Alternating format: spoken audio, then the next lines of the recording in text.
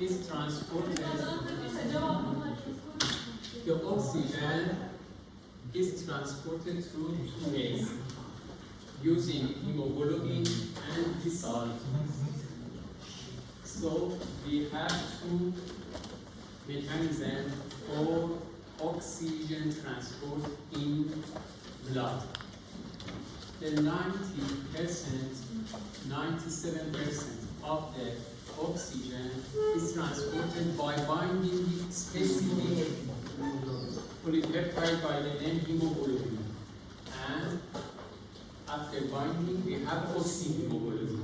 97% of oxygen transported through oxyhemoglobin formation. And remaining 3% of oxygen is transported by a dissolved. And again, by I will talk about this. So, you know that at the level of the lung, means that inside of the pulmonary capillary, the oxygen pressure is very high and is about 104 millimeters in pulmonary capillary. The oxygen inside of the pulmonary capillary increases from 40 to 104 millimeters of mercury. In this site, we have combination of the oxygen and hemoglobin. Opposite to this, at the level of the peripheral tissue, the location for using the oxygen by the cells. Here you can see that the oxygen pressure is low inside of the tissue capillary. If you remember, at the arterial end of tissue capillary, the oxygen pressure is 95 millimeters of mercury. At the another end, 40 millimeters of mercury. So at the same location, the oxygen pressure is 40 and is low.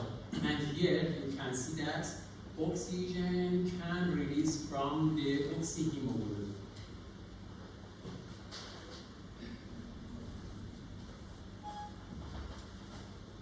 Can you tell me that how much hemoglobin we have inside of the blood? How much hemoglobin? 15 grams per 100 milliliters. 15 grams for each deciliter of the blood. 15 grams. You can see 15 grams of hemoglobin per each deciliter of the blood. But is the first. The second, can you tell me that each gram of hemoglobin can bind by how much milliliter of the oxygen? Each 1 gram of hemoglobin can bind by how milliliter of oxygen? 1.34. 1.34. But when the hemoglobin is pure, in this condition, each gram of hemoglobin can bind by 1.39. But we have not pure hemoglobin inside of the blood. A very low percent of the hemoglobin is methemoglobin. Can you tell that what is the methemoglobin? At first, you know the structure of hemoglobin. In each hemoglobin, we have how many polypeptide chain? We have 4 polypeptide chain. And for each polypeptide chain, we have specific biochemical structure by the name heme. At the center of the heme, you can see a specific metal. This specific metal is iron. Iron has 2 different charges. 2 positive charge or 3 positive charge. The 2 positive charge is named ferrous, and the 3 positive charge is named ferric. But in normal and healthy condition, we should have the ferrous type of iron inside of the heme, Fe2 positive, not Fe3 positive. But unfortunately, a very low amount of hemoglobin inside of the blood, unfortunately, has the Fe3 positive charge. And this type of hemoglobin is named methemoglobin. By methemoglobin, we cannot travel, we cannot transport the oxygen. Only by the Fe2 positive charge we can transport the oxygen. For this, briefly, you should know that in healthy and physiological condition, each gram of hemoglobin can bind by 1.34 milliliter of oxygen. So, and you know that in male, the hemoglobin is between 14 and 18 milligram per each deciliter for male. For female, it's between 12 to 16. The average, all of this is 15 grams of hemoglobin each deciliter, in each deciliter. And you know that each gram of hemoglobin can bind by 1.34. So, if all of the hemoglobin is saturated, what's the meaning of saturated? It's binding by the oxygen. Binding of oxygen is the saturation of the hemoglobin. When the total hemoglobin is saturated, is bound by the oxygen, we can calculate the total amount of oxygen inside of the hemoglobin. But we have 15 grams of hemoglobin for each deciliter. And each deciliter can bind by 1.34. And I told that the total hemoglobin is saturated, means that here is 100%, means that the total. And by this you can reach to this point, means that 20.1 milliliter of oxygen can bind by total hemoglobin in each deciliter of blood. Why? Because in each deciliter of blood we have only 15 grams of hemoglobin. You can see here this calculation. But you know that we have two mechanisms for oxygen transport.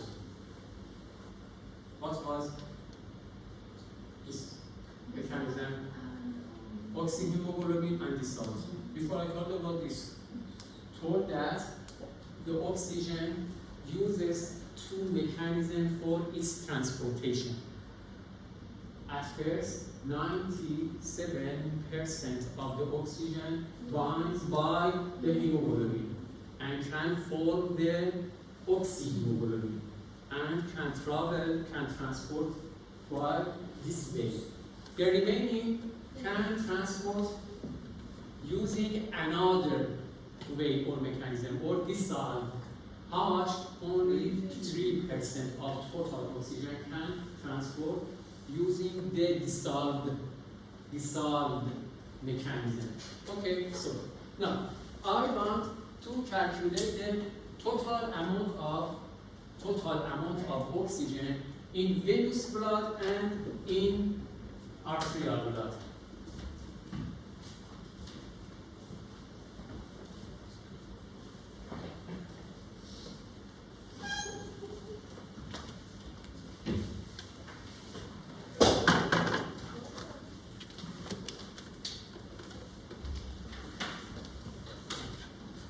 You consider this as the peripheral tissue or peripheral cells. These peripheral tissue or cells has a specific capillary, peripheral capillary. This capillary from this end have an arterial blood, another venous blood. You know, before you look at this slide. Here the oxygen is 95. Here is 40 milliliter. Okay, so now here I want to calculate the total amount of oxygen in each deciliter of arterial blood. Here we have arterial blood, and here we have venous blood. Now, here I want to calculate total content, total amount of oxygen. You know that in blood we have two ways for oxygen transportation: the oxyhemoglobin and the salt. In oxyhemoglobin, at first I want to calculate the oxyhemoglobin amount. You know that we have 15 gram of hemoglobin.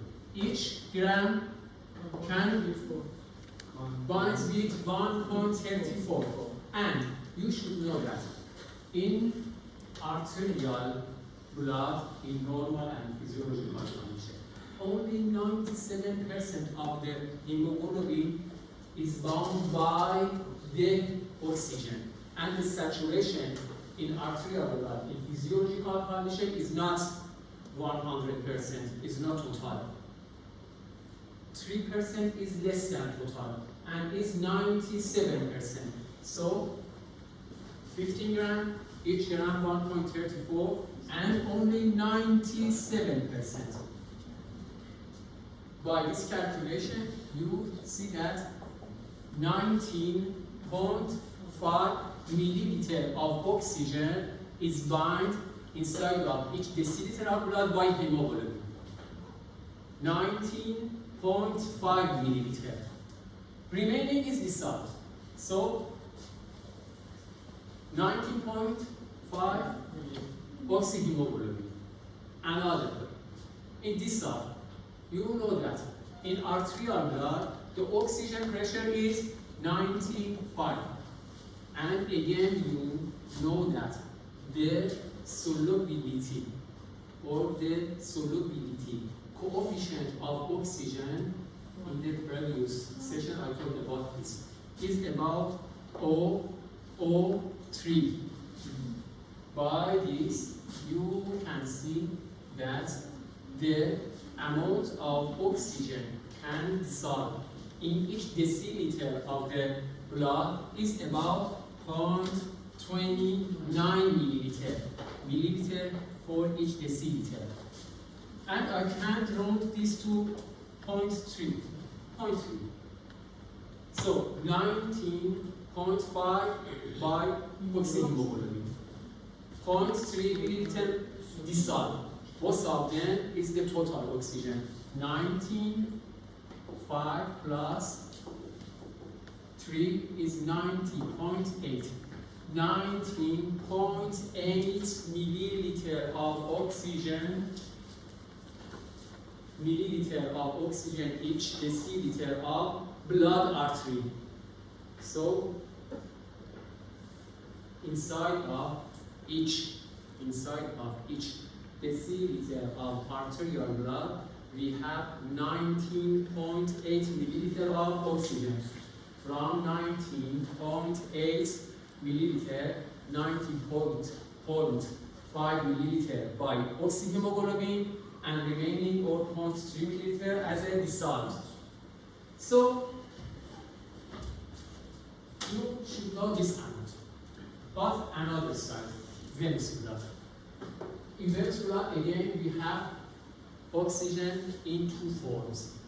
Oxyhemoglobin again and dissolved. Oxyhemoglobin. Again, we have the same amount of hemoglobin. How much? 15 gram. And each gram of hemoglobin combined with 1.34. But here, the difference between venous blood and arterial blood is this. In venous blood, the saturation is about 97%. But in the venous blood, decreases to 75%. Okay? And I replace this 97% in arterial blood by 75%. By this, you reach to this amount, 15.1 milliliter of oxygen in each deciliter of hemoglobin in venous blood. In venous blood. Remaining is dissolved. For dissolved, again, I can use from this formula. But in venous blood, the oxygen pressure is not 90 40. It's very less. And 40. And here, 40 multiplied by the same, it is the same solubility coefficient. O3. And here you reach to 0.12.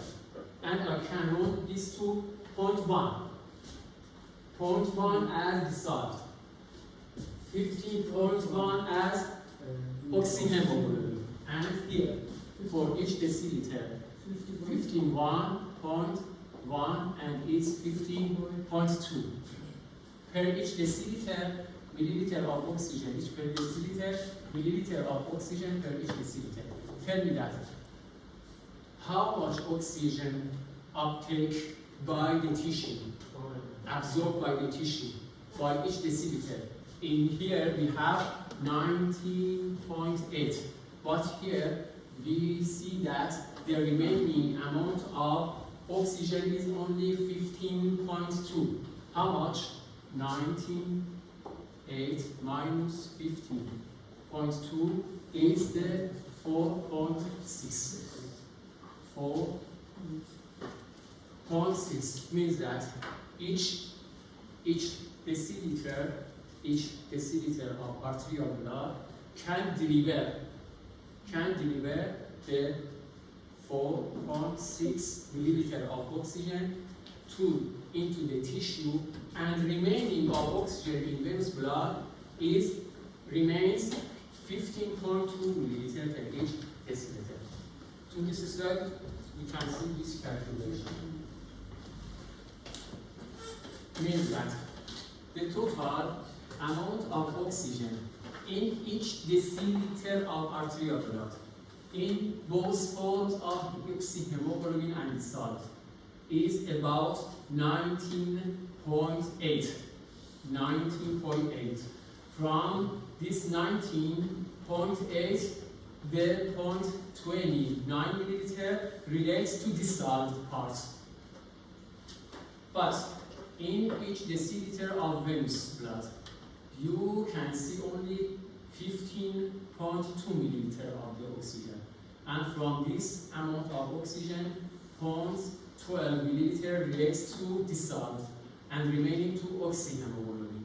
And by this, we can calculate the amount of oxygen absorbed or delivered into the tissue. So, can you tell me that by this amount, calculate the utilization coefficient? Utilization coefficient. Is it very low because only 4.6 milliliter per deciliter is distributed to the tissues from hemoglobin? What is the first amount of total oxygen in each deciliter of the arterial blood? The total oxygen is 19.8 milliliter. From this amount, how much goes in blood cells? 4.6. 4.6 is the amount of consumption, amount of usage. And by this, I can calculate the utilization coefficient, or the 4.6 divided by 19.8. And you can see to this value means that the 25% of total oxygen can use by the tissue. And is named utilization coefficient. Utilization coefficient. But during severe exercise, you can see that this value increases. This value means utilization coefficient. Increases to the large values, the big values, such as 75 to 85%.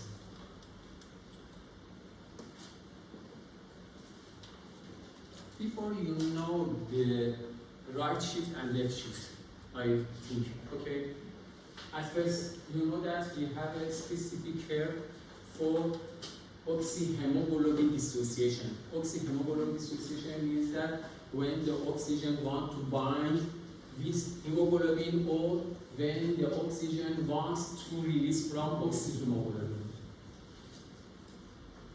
This affinity for oxygen and hemoglobin is indicated by this curve. This curve is named oxyhemoglobin dissociation curve and is not linear and is a sigmoid shape, has a sigmoid shape. In horizontal, you can see the pressure of oxygen. In vertical, you can see the amount of hemoglobin saturation. The amount of hemoglobin that can bind with the oxygen is the saturation. So here you can see that this normal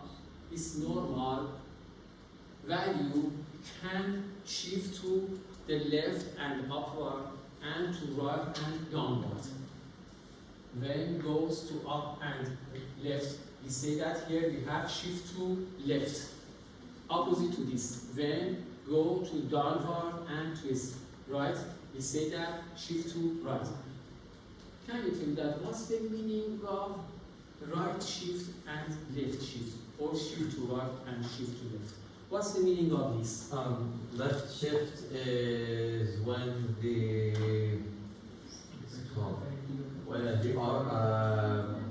oxygenate, like the left side of the from the capillaries, oxygen has to pick up oxygen, and it go to the tissue. In the tissue, it has to release the oxygen. Based on, according to the amount of affinity of hemoglobin to oxygen. Affinity is the tendency of the hemoglobin for binding to bind with oxygen is affinity. Affinity is tendency. Is love. Is love. Okay? By this, we can talk about shift to left and shift to right. Means that when I tell that we have shift to left, means that the affinity of the hemoglobin increases to oxygen. Means that the oxygen cannot easily release from hemoglobin. Hemoglobin wants to have this oxygen and don't want to release this oxygen. Want to attach, can take this oxygen. And in this situation, we say that we have shift to left. Opposite to this. In some condition, the hemoglobin wants to release oxygen, and the affinity increases. The love increases, decreases. The affinity decreases, tendency decreases, and the hemoglobin wants to release this oxygen. In this situation, we say that the oxyhemoglobin has shift to right. So shift to right, affinity decreases. Shift to left, affinity increases. In shift to left, we have not oxygen release. Opposite to this, we have binding oxygen with hemoglobin because the tendency and affinity of hemoglobin for oxygen is very high. Opposite to this, when the oxygen wants to release, we say that the oxyhemoglobin has the shift to right. Okay, so at the level of the lung or at the level of the alveolar space. In alveolar space, you know that the oxygen pressure is 104 millimeters of mercury. And here is a very good, optimal location for binding of oxygen to hemoglobin. And here, in this location, the affinity of hemoglobin is very, very high and want to have this oxygen, want to absorb this oxygen. And here we say that at the level of the lung, we have the shift to left. Opposite to this, when this blood travels and passes through the peripheral tissue, the main function of this blood is that the deliver oxygen from itself to the tissue. And here, the tendency and the affinity of the hemoglobin for oxygen should be decreased. Okay? And And here we say that we have right shift or shift to right. Okay, so in the two sides we can see the right shift and left shift.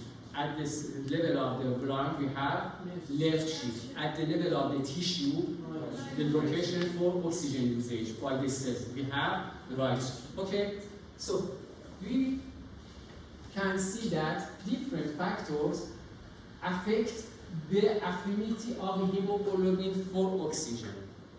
For example, the amount of carbon dioxide can determine the affinity of hemoglobin to oxygen. For example, when the concentration of carbon dioxide is very high, this high amount of carbon dioxide can change the affinity of hemoglobin to oxygen and leads to the right shift. Means that want to release the more oxygen from hemoglobin, and for this we say that the carbon dioxide want to have a right shift. Similar to this, the ion hydrogen, the temperature, the specific metabolite by the name is phosphoglycerol. This phosphoglycerol or 2 and 3 D-phosphoglycerols. All of these want to decrease the affinity of oxygen, the hemoglobin to oxygen. And by another way, I want to talk is that when this amount, this factor increases, leads to the low affinity of the hemoglobin and leads to the right shift. In right shift, what happened? The oxygen released from hemoglobin, and this oxygen can be used by the cells. For example, what happened during the exercise? During the exercise, the activity of the body increases. The metabolism increases. During metabolism, we have high amount of carbon dioxide production. We have high amount production of the hydrogen ion. The temperature of body during exercise increases. The production of metabolite by the name bisphosphoglycerol increases. All of these leads to right shift of the hemoglobin, and by this, the more oxygen delivered to the tissue for usage. Opposite to this, when the carbon dioxide concentration decreases, when the hydrogen ion decreases, when body temperature decreases, or when the amount of bisphosphoglycerol decreases, all of this leads to the left shift. And by left shift, the affinity of hemoglobin increases. Here you can see this shift to right and shift to the left.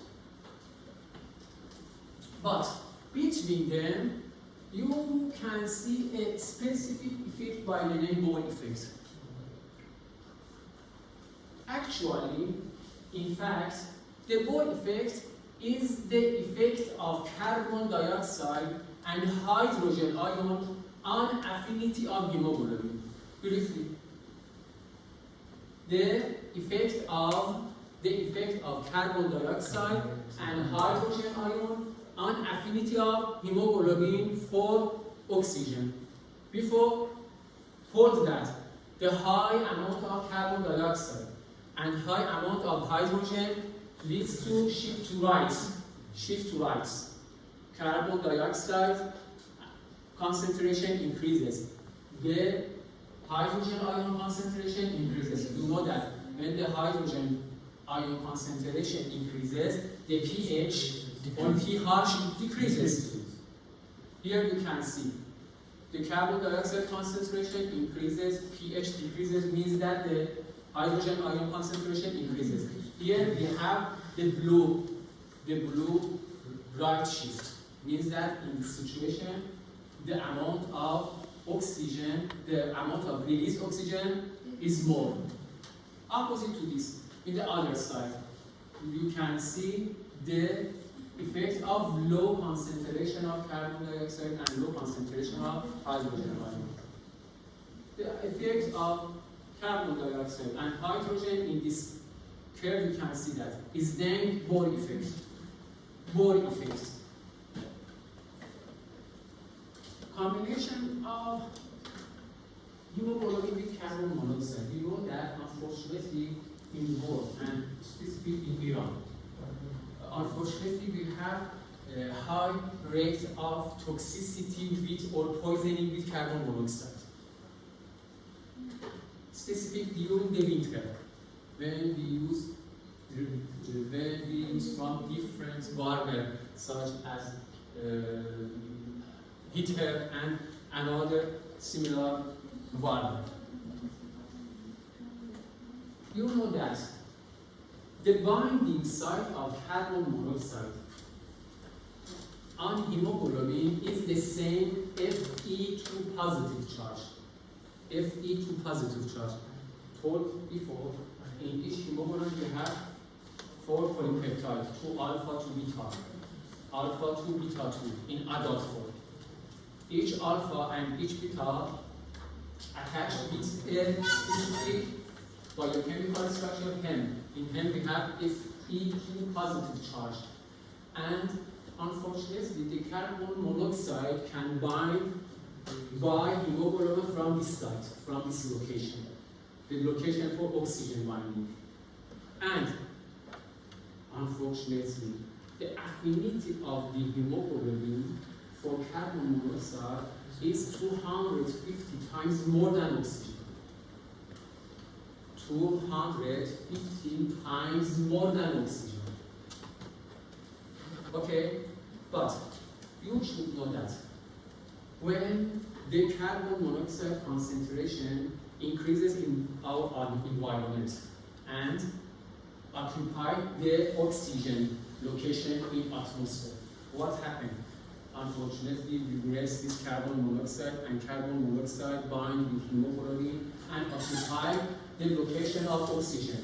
And there is no free location for binding of oxygen on hemoglobin. And this situation is poisoning, is toxic, toxicity. But the first, when carbon monoxide bind with hemoglobin at first can occupy the location of oxygen, and the free location for oxygen binding decreases and decreases. And for this, the capacity and tendency of the hemoglobin for transport of oxygen increases and decreases. The second effect of carbon monoxide. Carbon monoxide, unfortunately, wants to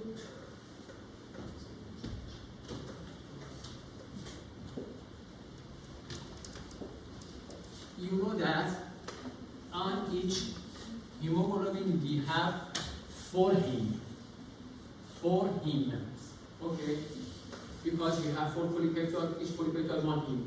So we have 4 heme and each heme have 1 Fe2 positive. So each hemoglobin molecule can travel 4 oxygen molecules. 4 oxygen molecules. Consider that by poisoning of carbon monoxide, 3 locations of this, for example, of heme is occupied by carbon monoxide. And only 1 location can bind with oxygen. Okay? But the location for oxygen decreases because the 3 position is occupied by the carbon monoxide. Another effect is the carbon monoxide increases the affinity of hemoglobin to oxygen. And by this, the shift right of the hemoglobin loss. And this hemoglobin cannot release oxygen. Carbon monoxide have 2 different effects. 1, occupy the location for oxygen. The second, increase the affinity of the hemoglobin to oxygen. And by this, lead to the left shift of the hemoglobin to oxygen, increase the affinity of oxygen, and by this prevents from oxygen release from the hemoglobin. Both of them leads to poisoning of carbon monoxide. For treatment of carbon monoxide, it's better we use from pure oxygen by high pressure. In hospital, in clinic, for treatment of this person poisoning carbon monoxide patient, at first we use the oxygen pressure, pure oxygen by high pressure. In addition to oxygen, a little we use from carbon dioxide. Why? Because carbon dioxide can increase the rate of respiration and the depth of respiration and lead to hyperventilation. Carbon dioxide leads to hyperventilation. So a very low amount of carbon dioxide and high amount of the pure oxygen is used for treatment of the carbon monoxide poisoning.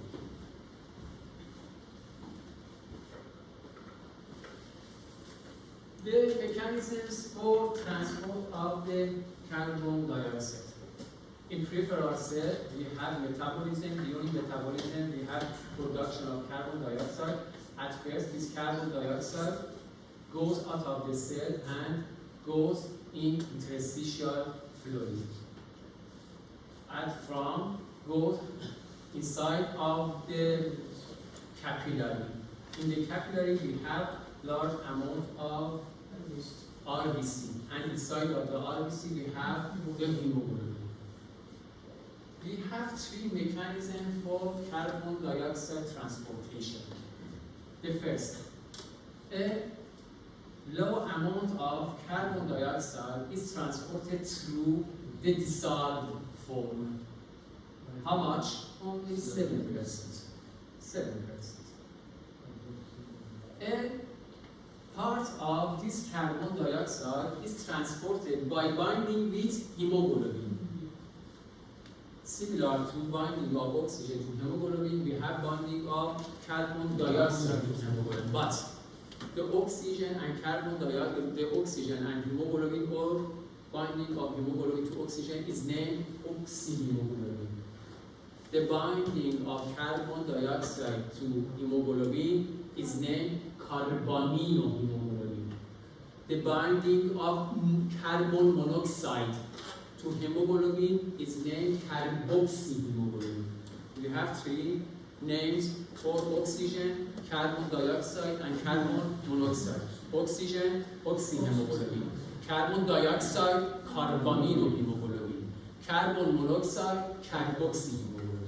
So, here, a part of this carbon dioxide is transported through carbaminohemoglobin, binding with hemoglobin, and remaining is transported through formation, through production of specific biochemical agents or bicarbonates.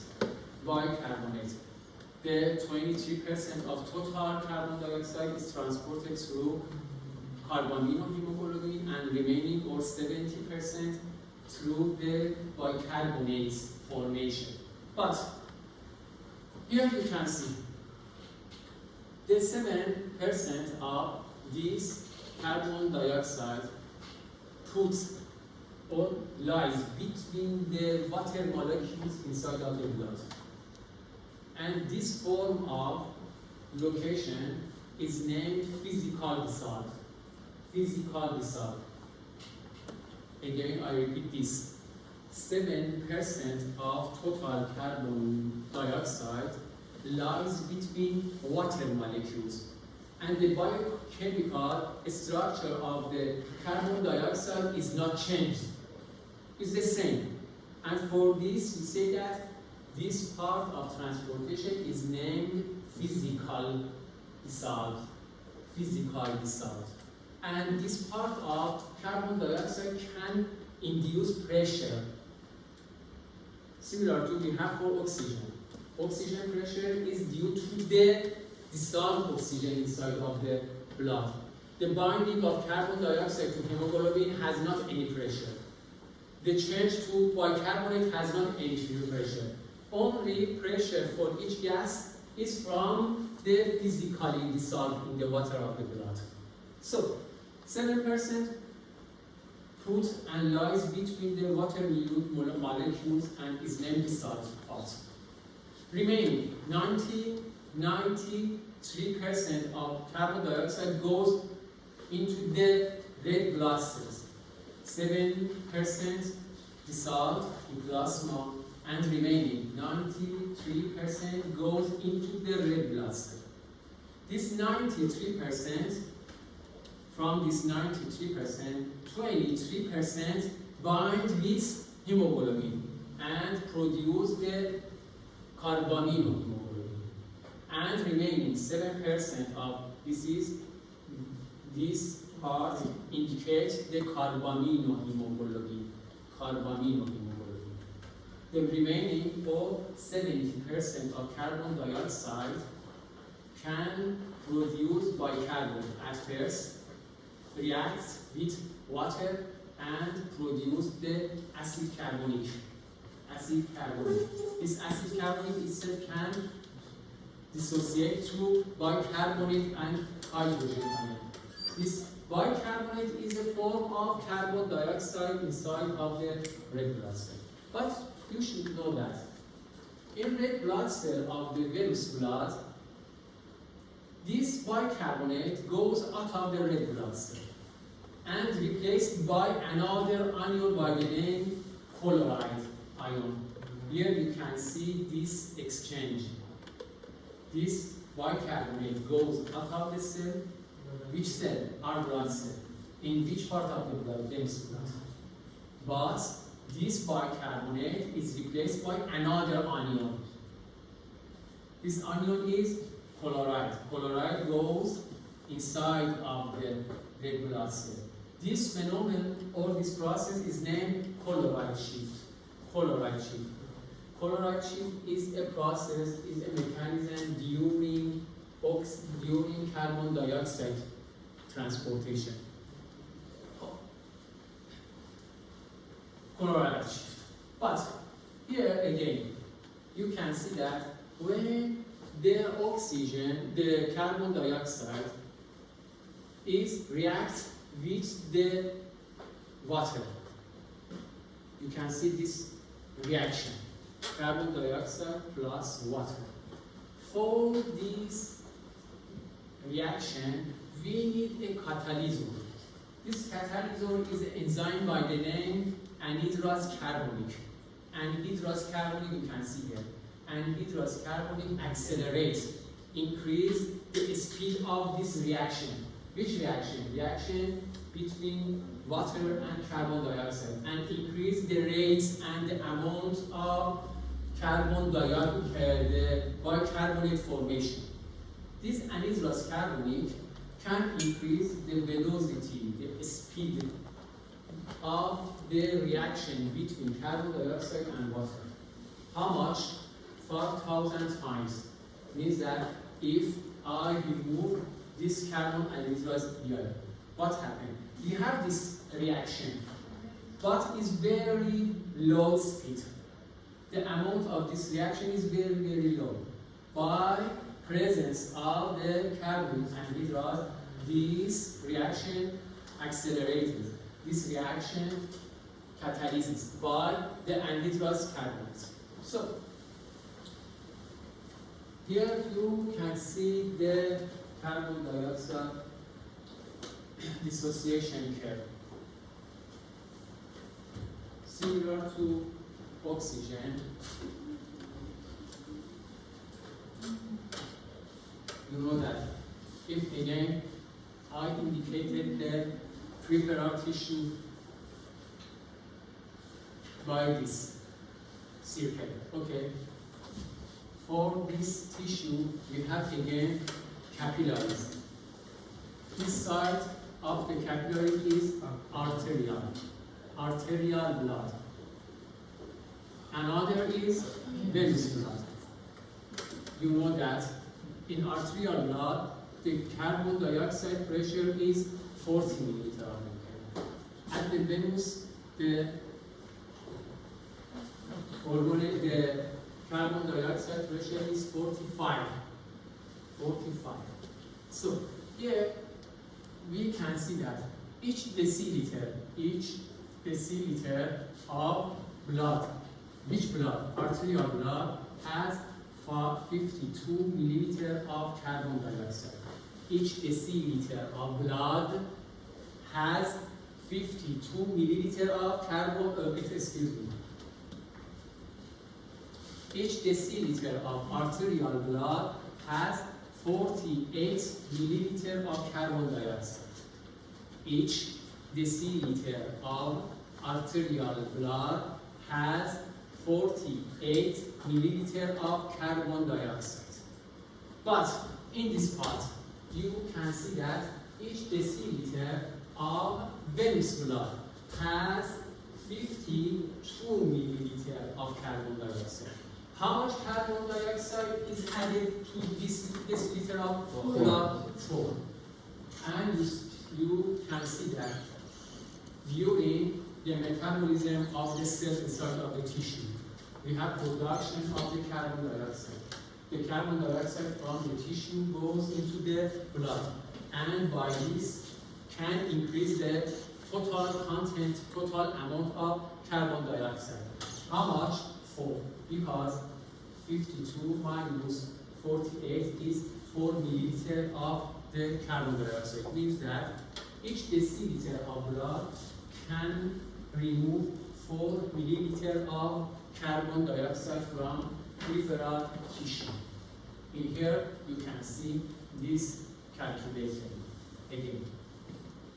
Oh, but similar to Bohr effect, we have another effect by the name Haldane.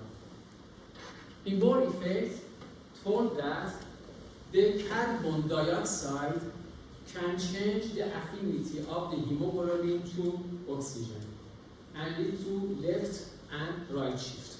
More and the high amount of carbon dioxide leads to shift to right. Low amount of carbon dioxide shift to left.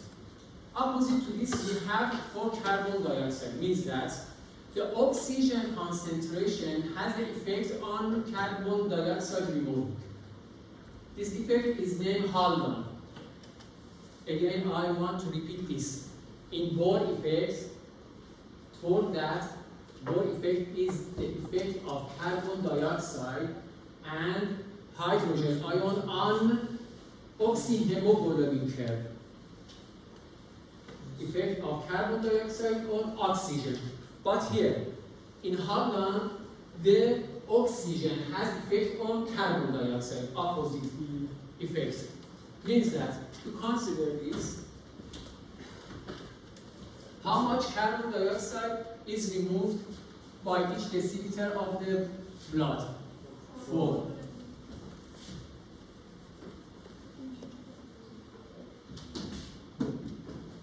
Again, you can see this alveoli, alveolus. You can see this alveolus.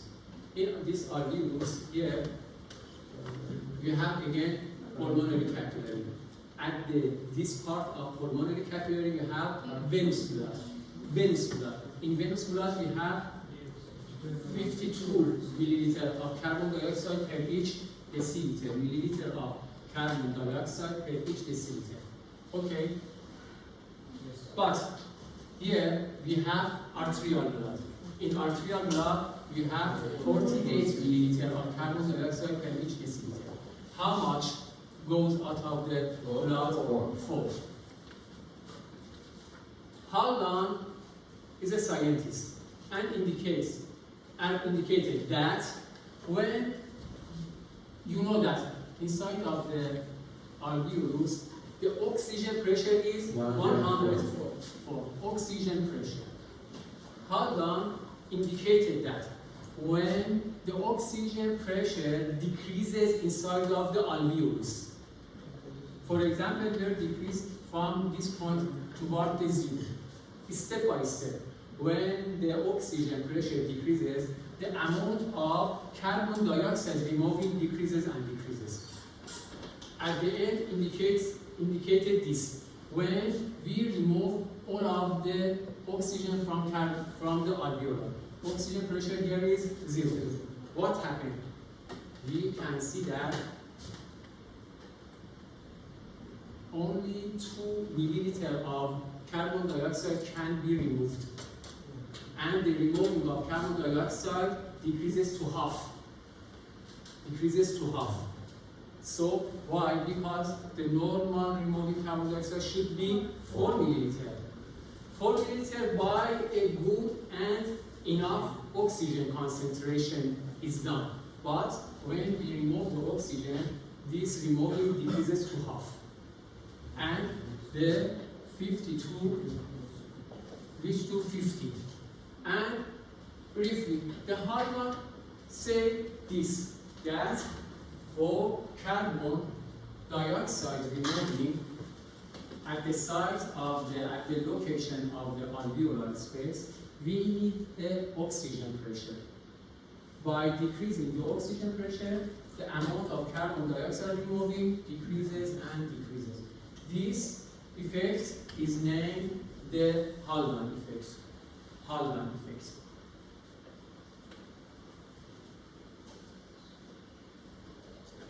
How much oxygen delivered to the tissue?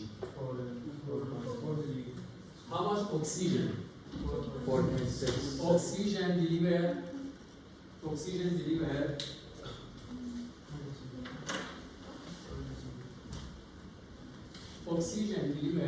is about 4.6. You remember this. How much carbon dioxide removed? CO2 4. The ratio, this ratio, the amount of carbon dioxide removing to oxygen absorption or usage. This ratio is named the respiratory exchange rate.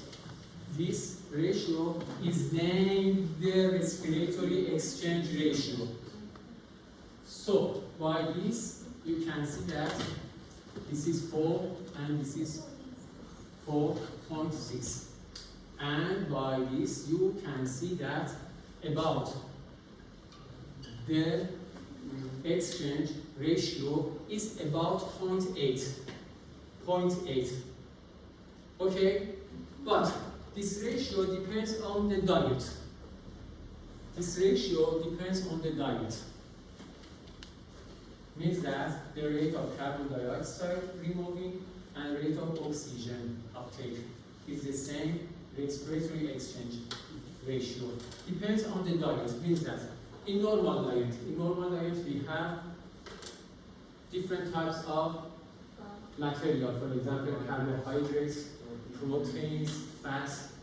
In this normal diet, the ratio is about 0.8. But when we use alone carbohydrates in our diet, for example, glucose is C6H12O6 with 6 oxygen leads to 6 carbon dioxide. You remember this information. What happened on the respiratory ratio? This respiratory exchange ratio increases and reaches to 1. Glucose plus 6 oxygen leads to ATP and 6 carbon dioxide.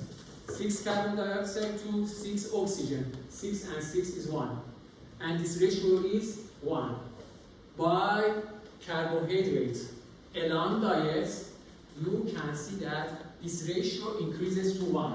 Opposite to this, when we use only fats in our diet, what happened?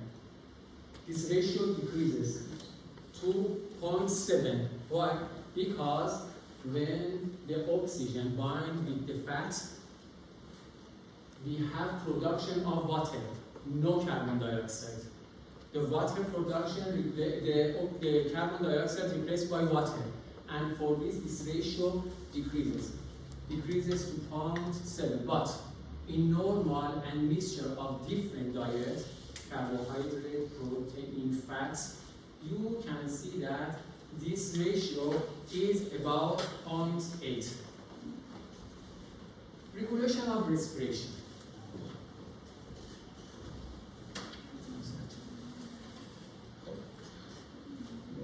I need 5 minutes rest.